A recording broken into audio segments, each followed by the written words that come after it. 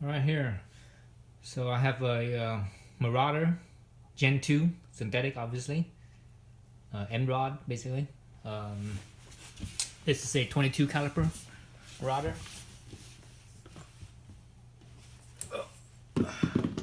So 22 caliper. Let's see, let's bring it in closer. You guys can see that. Right, 22 caliper Marauder. So basically, I'm putting this up for sale. Was this my first air gun? I think this was my first PCP air gun. I believe. So I got this because that was me just getting into air guns. And Murata was it. I wanted to see how I would like it. I mean, I had BB guns and such in the past, and I had firearms in the past.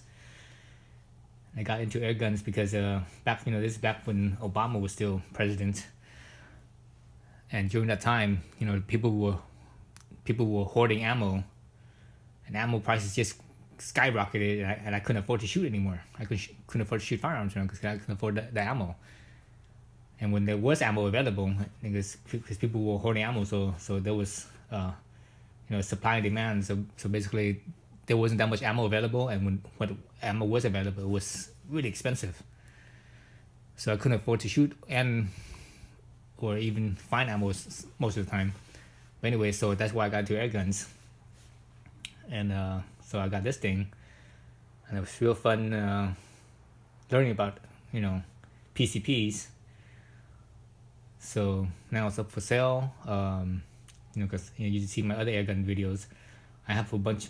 Ever since this first one, I've got a bunch of other ones since then.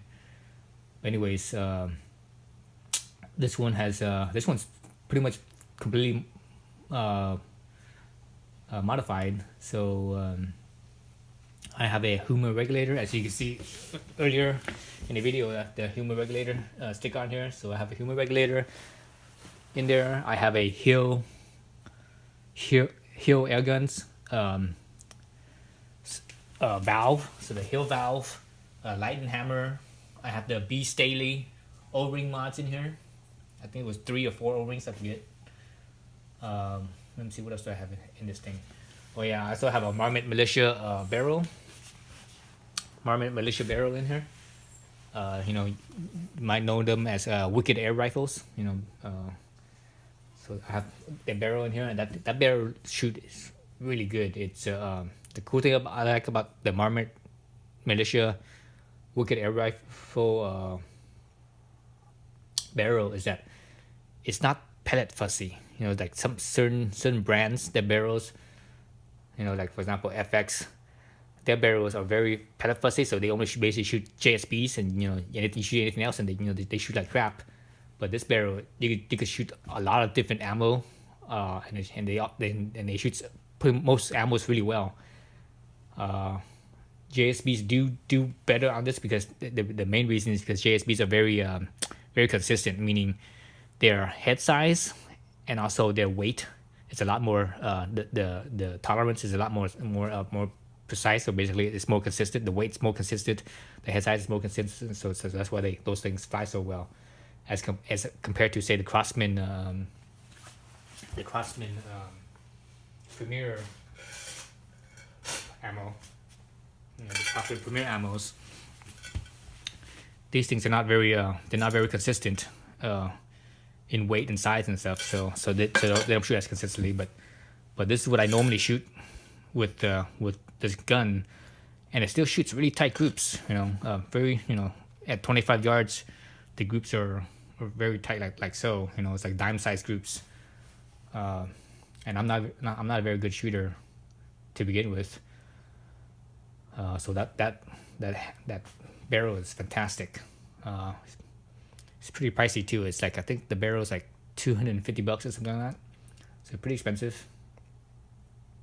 The regulator is like 120 or 130. Once you get it, it's about that much. The Hill valve and hammer spring and all that stuff was like 100 and I think like 160 or so, or maybe a little more, maybe 180, somewhere around there. So anyways, those three things are very high end. And the Huma regulator, I have it set to 130 bars. And the Huma regulators, if you look at them, they actually have a little pressure value indicator on their regulator, and you can actually adjust, and you can see where you're at. There's a scale, so you know what pressure you're at.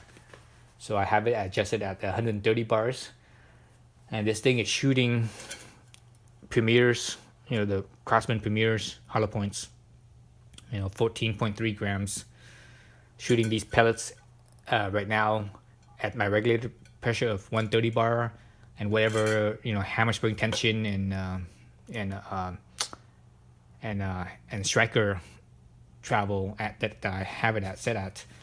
It's shooting this round here at about 940 feet per second. So basically that comes out to about 28 foot-pounds. So basically this gun right now, it's regulated shooting at 28 foot-pounds. So that's pretty good. I think you could tune it some more. And it could probably be even more efficient, but I haven't spent much time messing with this thing. I also have several different magazines. I have actually three magazines, 10 round magazines each, so 3 of those in there. So I think this setup at what it's shooting, it's good for about 3 magazines, at the power setting that I have it at, because 130 bar is pretty high.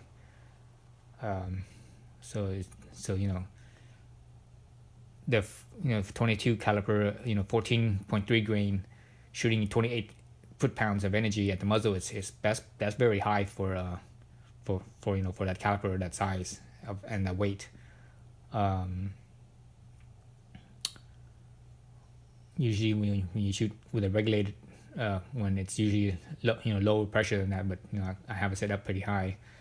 This gun is meant for I have set up meant for shooting raccoons, taking out raccoons. So it's pretty high, and it could shoot 30 rounds or so. But if you tweak it some more, fine tune it some more, I'm pretty sure you could get more, a little bit more out of it. I can't remember. I think I have tried the regulator at lower pressure, but it wasn't shooting as obviously when you lower the pressure, you're gonna have less speed out of less speed out of the pellet. So I want it to be above 900 foot per second. I want to have that punch, right, to get a raccoon. So that's why it's up as high as it is. If you set the thing down less, it'll get a lot more rounds. If I could last remember right, with this setup that I have right now, shooting those Crosman Premier pellets. So I think I said it averaged about 940. I think it was 939 to be exact. 939 feet per second. Was the last time I chronographed it. Like if I can remember right, the standard deviation was, I think it was 4 or 5 or 6, somewhere in that range. I don't remember exactly, but it's a good standard deviation. Pretty tight. It's Huma. Huma, they make the best regulators. So anyway, so this thing is up for grab as is, what you see with the UTG bipod. With a quick release. Also comes with this scope as well. This is a AccuShot's 50 millimeter objective, and 10 times magnification. So that's basically, there's no zoom. It's just 10 times only. And actually, I prefer that more. I even when I have zoom, multiple zooming lenses, scopes, I always leave it at 10. That's my preferred setting. And it has little, I believe it's a mil scope with a mil clicks, so everything's mil. And that's what I prefer to, because lots of scope companies they do a MOA mil or mil reticle with MOA. That's just goofy. You need to stick with mil or MOA. Don't mix the two. It just doesn't work out very well. This is also a lighted reticle scope as well here. The scope has both green and red, and if you use both of them together, it comes to, I think, with different power settings. There's like a bunch of different colors, but I'm gonna use one or the other, green or red. Usually red, at night for raccoons. Let's see what else about this scope. Yeah, that's about it. I mean, it's not a it's a budget scope. It's not it's not a high-end scope. It's not no Leopold or anything like that, obviously. But it is what it is. So it's pretty good for what it does. And one of the reasons why I chose the 50mm lenses, because again, for shooting raccoons, it's at night. At night there's less light, dude. You need as big of a lens as you can to get more light in. And also this tube here is a 30mm instead of a 25. So everything lets more light through. That was the purpose of this. So it's a fantastic gun. Let's see. Back to this side. Let's look at as far as use and such goes. Little things and scratches. I mean, it's a synthetic stock, so you don't have to worry about the stock. There's no big deal there. On the shroud here. There's a little bit of I guess scratch from the. It looks like from the from this whatever this thing is called, this band, the barrel band. It actually doesn't touch, but you can see a little bit of scratching from there. I think just from taking the barrel out, and this it's just kind of knocking up against the band here. So you see a little bit of scratching right there. You can actually see it right there. What else? Oh, let's turn it around this way. So this here, let's look at some little scuffs here. This is from I guess this is earlier on when I wasn't very familiar with the scope, or excuse not the scope, the gun itself, the rifle. I wasn't very familiar with it and loading it and stuff, and I had the pellet jammed a few times because I didn't because it was new to me, so I had to kind of like force push the magazine out and such, and it kind of scuffed up the side here. So that's about the biggest thing on this gun. But everything's functional, so no big deal there.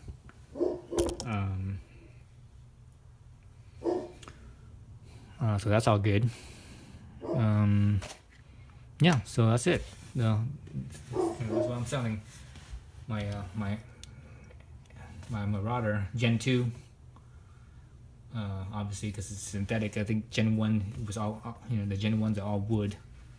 Gen 2 they come in wood and synthetic. I prefer the synthetic because it's more stable as far as weather condition goes. If it's humid or not humid, or if it's hot or if it's cold, it stays stable. Whereas with wood, wood will change a little bit. It grows a little bit, it shrinks a little bit, etc. So that's why I always prefer synthetics. Everything stays more stable.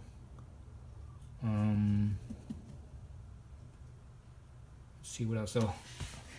So after using the thing and from remarking here and getting the pellet stuck, I actually made this little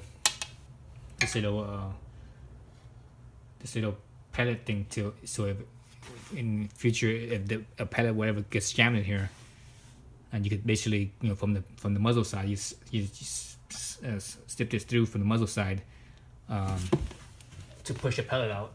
Let me show you that.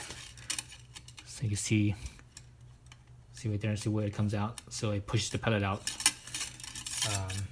So if the pellet gets jammed. So usually the pellet jams is because it gets double loaded, and I've done that several times. Double loading the pellet, because again that was me not being familiar with in the beginning, not being familiar with the hammer and everything and cocking it and stuff. So that pushes that out.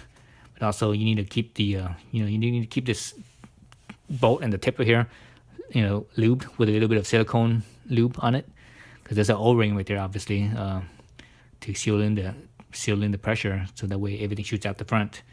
So that so when you lube this right here, it also lubes the O-ring so that everything slides nice and smooth, because when you shoot this thing a lot, the air as it